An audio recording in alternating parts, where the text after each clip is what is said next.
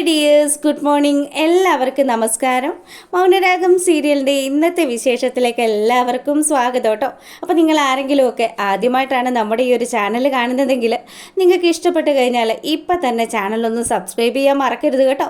എല്ലാവർക്കും നല്ലൊരു ദിവസം ആശംസിച്ചുകൊണ്ട് ഇന്നത്തെ വീഡിയോയിലേക്ക് പോയാലോ.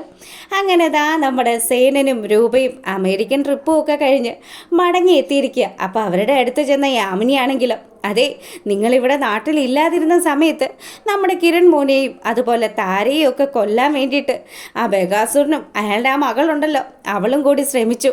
എന്തൊക്കെയാ യാമിനി നീ പറയുന്നത്?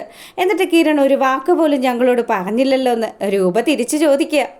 ഇത് കേട്ട് കലി പൂണ്ട് നിൽക്കുക നമ്മുടെ സേനൻ. ആഹാ, എൻ്റെ കുഞ്ഞിൻ്റെ ശരീരത്ത് കൈവെക്കാൻ വേണ്ടി അത്രയും അവളങ്ങ് വലുതായോ? എന്തായാലും അവളെ നേരി കണ്ട് ഇതൊന്ന് ചോദിച്ചിട്ട് തന്നെ കാര്യമെന്ന് പറഞ്ഞ് സേനൻ അവിടെ നിന്ന് ഇറങ്ങാൻ തുടങ്ങിയതും രൂപ പറഞ്ഞു, അല്ല നമ്മളിപ്പോൾ വന്നതല്ലേ ഉള്ളൂ, ഇപ്പം തന്നെ നിങ്ങൾ അങ്ങോട്ട് ദേഷ്യത്തോടു കൂടി ചെന്നാൽ ഇനി അവിടെ ചെന്ന് വല്ല പ്രശ്നമൊക്കെ ഉണ്ടാവില്ലേ? അതുകൊണ്ട് നാളെ പോയി ചോദിക്കാമെന്ന് പറഞ്ഞ് രൂപ സമാധാനിപ്പിക്കാൻ ശ്രമിക്കുന്നുണ്ട്. എന്നാലും സേനൻ പറഞ്ഞു, അതെ ഇവിടെ ഇനി ഇങ്ങനെ മനസ്സറിച്ച് നിൽക്കാൻ എനിക്ക് ഇപ്പോൾ പറ്റത്തില്ല. ഞാൻ എൻ്റെ കുഞ്ഞിനെ തൊട്ട് അവളെ ഒന്ന് നേരിട്ട് കാണട്ടെ. അവളെ കണ്ട് അവളോട് രണ്ട് വർത്തമാനം പറഞ്ഞാൽ മാത്രമേ എനിക്ക് സമാധാനമാകുള്ളൂ രൂപയെന്ന് പറഞ്ഞ് പുള്ളിക്കാരൻ വീട്ടിൽ നിന്ന് ഇറങ്ങുകയാണ്. സേനം പോയതും രൂപയാണെങ്കിൽ നല്ല ടെൻഷനില്ല. എന്തായാലും ഇന്ന് ബഗാസുരൻ്റെ കാര്യത്തിൽ ഒരു തീരുമാനം ആകുമല്ലോ എന്നും പറഞ്ഞ് യാമിനി നല്ല സന്തോഷത്തിലുമാണ്. അങ്ങനെ ഇവിടെ ഈ കാര്യങ്ങളൊക്കെ നടക്കുമ്പോൾ നമ്മളെ കാണിക്കുന്നത് നമ്മുടെ സരയുനെയും ശാരിയുമാണ്. അവർ രണ്ടുപേരും അവരുടെ വീട്ടിൽ ഇങ്ങനെ നിൽക്കുന്ന സമയത്ത് സേനൻ കാറിൽ വന്ന് ഇറങ്ങി. സേനനെ കണ്ടതും രണ്ടുപേരുടെ മുഖത്ത് നല്ല വെപ്രാളമൊക്കെ ഉണ്ട്. ശാരിയാണെങ്കിൽ പേടിച്ച് വരണ്ട് നിൽക്കുക. അങ്ങോട്ടേക്ക് ഒന്നും നോക്കാണ്ട് സേനൻ ഓടിക്കേറി അതിന് ശേഷമാണെങ്കിലോ സരയുനോട് പറഞ്ഞു, എടി നീ എൻ്റെ മക്കളെ സമാധാനമായിട്ട് ജീവിക്കാൻ അനുവദിക്കില്ല അല്ലേടി സരയു എന്ന് പറഞ്ഞ് സരയുൻ്റെ കഴുത്തിന് കുത്തിപ്പിടിക്കുകയാണ് സേനൻ. ഇത് കണ്ടതും രൂപ ശരിക്കങ്ങ് ഞെട്ടി. രൂപ പറഞ്ഞു, അയ്യോ അവളെ ഒന്നും ചെയ്യല്ലേ, അവൾ ആരെയും ഒന്നും ചെയ്തിട്ടില്ല. ആരാ പറയുന്നത്? നീയോ? ഇവളെ എൻ്റെ മകനെ കൊല്ലാൻ വേണ്ടിയിട്ട് കൊട്ടേഷൻ കൊടുത്ത കാര്യമൊക്കെ മനസ്സിലാക്കിയിട്ട് തന്നെയാണ് ഞാനിവിടെ വന്നിരിക്കുന്നത്. ഞാൻ നാട്ടിലില്ലായിരുന്ന സമയത്ത് എൻ്റെ മക്കളെ ഉപദ്രവിക്കാൻ നോക്കിയ നിന്നെ വലിച്ചു കീറാൻ വേണ്ടി തന്നെയാണ് ഞാനിവിടെ വന്നേന്ന് കൂടി സേനം പറയുക. ഇത് കേട്ട് നമ്മുടെ സരയു വരണ്ട് നിൽക്കുമ്പം അങ്ങോട്ടേക്ക് നമ്മുടെ ബഗാസുരൻ വരിക. മകളുടെ കഴുത്തിനാണ് സേനൻ്റെ പിടി.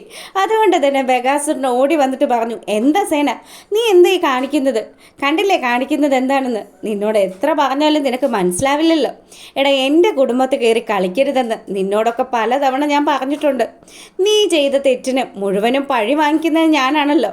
എടാ, നീ ആ മിണ്ടാപ്രാണിയായിട്ടുള്ള താരയുടെ ജീവിതം കലക്കിയിട്ട് ആ കാര്യം നീ എൻ്റെ തലയിൽ കെട്ടിവെച്ച് ഇത്രയും കാലവും നീ നിൻ്റെ പെങ്ങളെ പറ്റിച്ച് ജീവിച്ചില്ലേ? എന്നിട്ട് അതും പോരാഞ്ഞിട്ട് ഇപ്പതാ എൻ്റെ മകനെ കൊല്ലാൻ വേണ്ടി കൊട്ടേഷൻ കൊടുക്കുക. നിൻ്റെയൊക്കെ മനസ്സിലിരിപ്പോൾ മനസ്സിലാക്കി തന്നെയാടാ ഞാൻ വന്നിരിക്കുന്നത്. താരക്കെങ്ങാനും എന്തെങ്കിലും സംഭവിച്ചു കഴിഞ്ഞാൽ പിന്നെ പൊന്നു മോനെ നിന്നെയൊക്കെ ഉണ്ടല്ലോ പെറുക്കി എടുക്കേണ്ടി വരുമെന്ന് പറയുകയാണ് സേന. അതെ, നീ വളർത്തി വഷളാക്കി വെച്ചിരിക്കുന്ന നിൻ്റെ ഈ മോളുണ്ടല്ലോ അവളുടെ ജീവിതം വെറും കോഞ്ഞാട്ടയാടാ, കോഞ്ഞാട്ട. ഇങ്ങനെയൊക്കെ സേനൻ പറയുന്ന സമയത്ത് നമ്മുടെ സരയുന് നല്ല ദേഷ്യമുണ്ട്. രാഹുൽ പറഞ്ഞു, ഞങ്ങളെ ഉപദ്രവിക്കരുത്, ഞങ്ങൾ ആരോടും ഒരു തെറ്റും ചെയ്തിട്ടില്ല. ഓ, അതൊക്കെ ഞാൻ വിശ്വസിക്കണോ അല്ലേന്ന് പറഞ്ഞ് സേനൻ ദേഷ്യപ്പെട്ട് അവിടെ നിന്ന് ഇറങ്ങിപ്പോയ സമയത്ത് ശാരിയാണെങ്കിലോ നമ്മുടെ സരയുടെ അടുത്ത് വന്നിട്ട് പറഞ്ഞു, എന്താ സരയു ഇത്? നിന്നോട് എത്ര പ്രാവശ്യം പറഞ്ഞു അവരുടെ ഒന്നും പിന്നാലെ പോവല്ലേ മോളെ, നമ്മളെ കൊണ്ട് കൂട്ടിയ കൂടില്ല എന്നൊക്കെ. ഇതൊക്കെ കേൾക്കുന്ന സമയവും സരയും നല്ല ദേഷ്യത്തോടു കൂടി തന്നെ നമ്മുടെ ശാരിയുടെ അടുത്ത് പറയുക, അതെ എന്തൊക്കെ സംഭവിച്ചാലും അവരെയൊക്കെ കൊല്ലാതെ ഞാൻ ഇനി പിന്മാറില്ല. അതിനുവേണ്ടി എന്ത് ചെയ്യേണ്ടി വന്നാലും അതൊക്കെ ഞാൻ ചെയ്യും. നിങ്ങളെ ദേ നിൽക്കുന്ന ഭർത്താവുണ്ടല്ലോ അയാളെ ആദ്യം മര്യാദ പഠിപ്പിക്കുക. അയാൾ നല്ല ചങ്കൂറ്റമുള്ള ഒരുത്തനായിരുന്നെങ്കിൽ ഇപ്പം ഈ സേനൻ എന്ന് പറയുന്നവൻ വന്ന് എൻ്റെ കഴുത്തിന് കുത്തിപ്പിടിക്കില്ലായിരുന്നു. അങ്ങനെ സേനനെക്കുറിച്ചും രാഹുലിനെക്കുറിച്ചും ഒക്കെ കുറ്റം പറഞ്ഞിട്ട് നമ്മുടെ സരയു കലി പൂണ്ടു പോവുക. ഇവള് പോയതും നമ്മുടെ ശാരിക്കാണെങ്കിൽ നല്ല സങ്കടമായി. ഇനി എന്ത് ചെയ്യും? ഓരോ ദിവസം ചെല്ലും തോറും സരയുടെ സ്വഭാവം മൊത്തത്തിൽ പ്രശ്നമായിക്കൊണ്ടിരിക്കുകയാണല്ലോ. അങ്ങനെ ഇവിടെ ഈ കാര്യങ്ങളൊക്കെ നടക്കുമ്പോൾ നമ്മുടെ സേനൻ ചെല്ലുന്നത് കിരണിൻ്റെയും കല്യാണിയുടെയും വീട്ടിലേക്കാണ്. വാതിൽ തുറന്നതാണെങ്കിലോ താരയുമാണ്.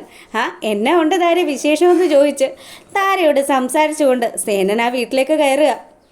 ഈ സമയമാണെങ്കിൽ നമ്മുടെ കിരണും കല്യാണിയും കൂടി അവരുടെ അടുത്തേക്ക് വന്നു. എന്നിട്ടാണെങ്കിൽ കിരൺ പറഞ്ഞു, അല്ല അമേരിക്കൻ ട്രിപ്പൊക്കെ കഴിഞ്ഞ് രണ്ടുപേരും മടങ്ങിയെത്തിയതൊക്കെ ഞാൻ അറിഞ്ഞു. എന്താ ഇത്ര പെട്ടെന്ന് ഇങ്ങോട്ട് വന്നത്? ഞങ്ങളെ കാണാനുള്ള ആഗ്രഹം കൊണ്ടാണോ എന്ന് കിരൺ ചോദിക്കുക. ഇത് കേട്ടതും, അല്ലട മോനെ, ഞാനേ ഇവിടെ നടക്കുന്ന കാര്യങ്ങളൊന്നും അറിയുന്നില്ല എന്ന് നീ വിചാരിക്കണ്ട കേട്ടോ. ഞാൻ അറിഞ്ഞു നിന്നെയും ഈ നിൽക്കുന്ന താരയൊക്കെ സരയു കൊല്ലാൻ നോക്കുന്നത്. എന്തായാലും അതിനൊക്കെയുള്ള മറുപടി കൊടുത്തതിന് ശേഷമാണ് ഞാനിപ്പോൾ എൻ്റെ പൊന്നുമോനെ കാണാൻ വന്നിരിക്കുന്നത്. എൻ്റെ താരെ, നീ എന്താ നന്നാവാത്തത്? നിന്നെ സ്നേഹിക്കുന്ന ഇത്രയും ആൾക്കാരെ നിൻ്റെ ചുറ്റുമില്ലേ? അങ്ങനെയുള്ളപ്പോൾ നീ എന്തിനാ നിന്നെ സ്നേഹിക്കാത്ത ആ മോളുടെ പിന്നാലെ നടക്കുന്നത്? ഞാൻ എല്ലാം അറിയുന്നുണ്ട്.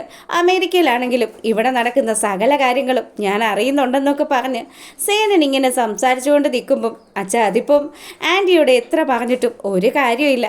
ആൻറ്റി അതൊന്നും മനസ്സിലാക്കുന്നില്ല. സരയുടെ സ്വഭാവം ആൻറ്റിക്ക് ഇപ്പോഴും പിടികിട്ടിയിട്ടില്ലെന്നാണ് തോന്നുന്നതെന്ന് കല്യാണി പറയുക. അങ്ങനെ ഇവർ സംസാരിച്ചുകൊണ്ട് നിൽക്കുമ്പം നമ്മുടെ ദീപ വന്നു. ദീപ വന്നിട്ടാണെങ്കിലോ, അല്ല അച്ഛൻ വന്നിട്ട് എന്താ മക്കളെ ഇങ്ങനെ നിർത്തി സംസാരിക്കുന്നത്? കുടിക്കാൻ എന്തെങ്കിലും എടുത്തിട്ട് വരാമെന്ന് പറഞ്ഞ് കല്യാണിയും കൂട്ടിയിട്ട് ദീപ കിച്ചണിലേക്ക് പോവുക. ഈ സമയം നമ്മുടെ ബഗാസുരൻ ശാരിയും സരയും ഒക്കെ പറഞ്ഞതൊക്കെ ആലോചിച്ച് ഇനി തൻ്റെ പെങ്ങൾ തന്നെ ചതിക്കുവാണോ എന്നുള്ളൊരു ഡൗട്ടിൻ്റെ പുറത്ത് രൂപയുടെ വീട്ടിലേക്ക് വരിക. വാതിൽ തുറന്നതാണെങ്കിലോ യാമിനിയാണ്. യാമിനിയെ കണ്ടതും, ഓ എൻ്റെ പൊന്നോ, അല്ല എന്താണ് അവൾ ഇവിടെ വന്നതെന്ന് ചോദിക്കുമ്പം, അവളില്ലേ ഇവിടെ, എൻ്റെ പെങ്ങളെ വിളിക്കുമെന്ന് പറഞ്ഞ് അങ്ങനെ രൂപ ഇറങ്ങി വന്ന് ബഗാസുൻ്റെ അടുത്ത് വന്ന് സംസാരിക്കാൻ തുടങ്ങി. എന്താ ഏട്ടൻ ഇങ്ങോട്ട് വന്നത്? അതെ, ഞാൻ വന്നത് എന്തിനാണെന്നൊക്കെ നിനക്ക് മനസ്സിലായി കാണുമല്ലോ. നിന്നെ ഒരു കാര്യം ഏൽപ്പിച്ചിട്ട് നീ ഇത്രയും നാളായിട്ടൊന്നും ചെയ്തില്ലല്ലോ. എൻ്റെ ഭാര്യയും മകളും ഒക്കെ പറയുന്നത് നീ കളം മാറ്റി കളിക്കുകയാണെന്ന്. ഞാൻ ഇത്രയും കാലവും ക്ഷമിച്ചു. നാളെ എൻ്റെ കൊച്ചുമോളുടെ ചോറൂണാണ്. ആ ഒരു ചടങ്ങ് കഴിയുമ്പം ഉറപ്പായിട്ട് നിൻ്റെ സേനൻ്റെ കാര്യത്തിൽ ഒരു തീരുമാനം എടുക്കണം. എത്രയും പെട്ടെന്ന് അവനെ കൊല്ലണമെന്നൊക്കെ പറയാണ്. ഇത് കേട്ടതും രൂപയാണെങ്കിൽ നമ്മുടെ ബഗാസുൻ്റെ കഴുത്തിന് കൊത്തിപ്പിടിച്ചു. ചങ്കെടുത്ത് കാണിച്ചാലും ചെമ്പരത്തി പോവാണെന്നാണല്ലോ നിങ്ങൾ പറയുന്നത്. അങ്ങനെ തൻ്റെ പെങ്ങൾ തന്നെ ചതിക്കില്ല എന്നുള്ള വിശ്വാസത്തോടു കൂടി തന്നെ ശാരിയുടെ അടുത്തേക്ക് വരികയാണ് ബഗാസുരൻ. അവിടെ വന്നതും ശാരിയോട് പറഞ്ഞു, എടി നാളത്തെ ദിവസം കഴിഞ്ഞാൽ ആ സേനൻ എന്ന് പറയുന്നവന് ഒരു റീത്ത് വാങ്ങിക്കൊണ്ട് പോകാൻ നീ തയ്യാറായി ഇരുന്നോ എന്ന് പറഞ്ഞു.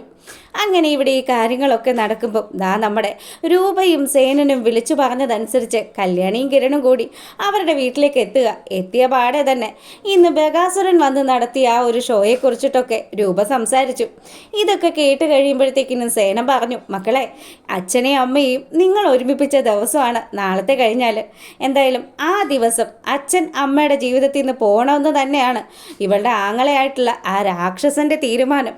ഞാൻ എൻ്റെ ഏട്ടന് വാക്ക് കൊടുത്തു പോയല്ലോ, അതുകൊണ്ട് എനിക്ക് ചെയ്യാതിരിക്കാൻ പറ്റില്ല. അതുകൊണ്ട് മക്കളെ, നമുക്ക് എല്ലാവർക്കും കൂടി ചേർന്ന് ഒരു പ്ലാൻ തയ്യാറാക്കണമെന്ന് രൂപ പറയുകയാണ്. ഇതൊക്കെ കേട്ട് അച്ഛൻ്റെയും അമ്മയുടെയും കൂടെ നല്ല കൂളായിട്ട് നിൽക്കുകയാണ് നമ്മുടെ കിരണും കല്യാണിയും. അവർ എന്തൊക്കെ കാണിച്ചാലും ബഗാസുരനോട് നല്ല രീതിയിൽ തന്നെ പ്രതികരിക്കുമെന്നൊക്കെ കാണിച്ചുകൊണ്ടാണ് ഇന്നത്തെ വിശേഷം അവസാനിക്കുന്നത്. അപ്പോൾ വീഡിയോസ് ഇഷ്ടമാകുകയാണെങ്കിൽ ഒന്ന് ലൈക്ക് ചെയ്തേക്കണേ. എല്ലാവർക്കും നല്ലൊരു ദിവസം ആശംസിച്ചുകൊണ്ട് ഇന്നത്തെ വീഡിയോ വൈൻഡപ്പ് ചെയ്യാണ്.